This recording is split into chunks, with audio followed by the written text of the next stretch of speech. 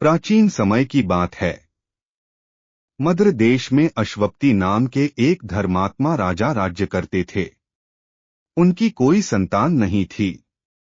उन्होंने वर्षों तक तपस्या और देवी की आराधना की। उनकी भक्ति से प्रसन्न होकर देवी ने उन्हें एक कन्या का वरदान दिया। समय आने पर उनके घर एक सुंदर, तेजस्वी और बुद्धिमान कन्या का जन्म हुआ, जिसका नाम सावित्री रखा गया। सावित्री बचपन से ही गुणवान, साहसी और धर्मपरायण थी।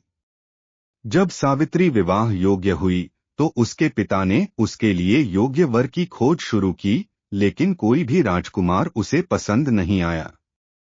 तब राजा ने सावित्री को स्वयं अपने लिए वर चुनने की अनुमति दी।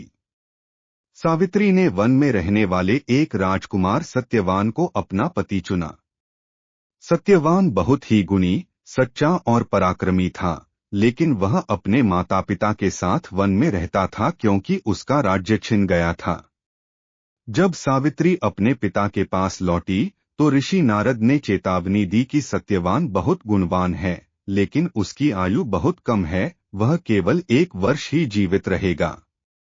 यह सुनकर राजा अश्वपति चिंतित हो गए और उन्होंने सावित्री को दूसरा वर चुनने के लिए कहा, लेकिन सावित्री अपने निर्णय पर अडिग रही।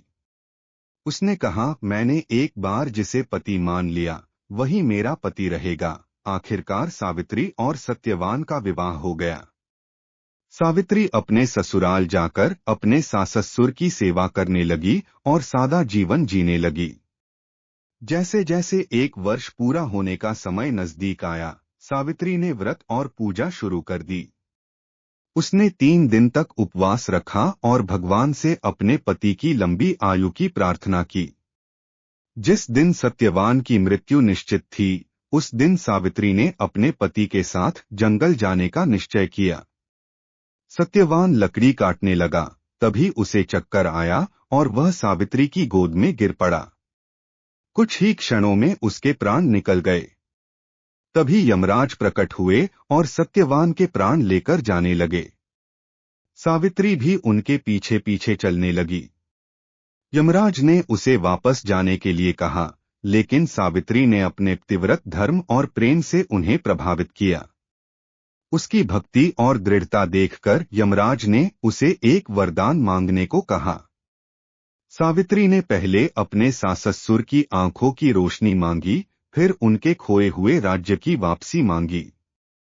यमराज ने सब कुछ दे दिया। अंत में सावित्री ने कहा, मुझे 100 पुत्रों का आशीर्वाद दीजिए।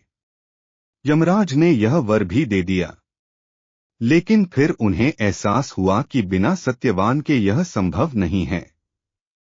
तब यमराज सावित्री की चतुराई और पतिव्रता धर्म से बहुत प्रभावित हुए और उन्होंने सत्यवान को जीवनदान दे दिया। इस तरह सावित्री ने अपने पति को मृत्यु से वापस जीत लिया।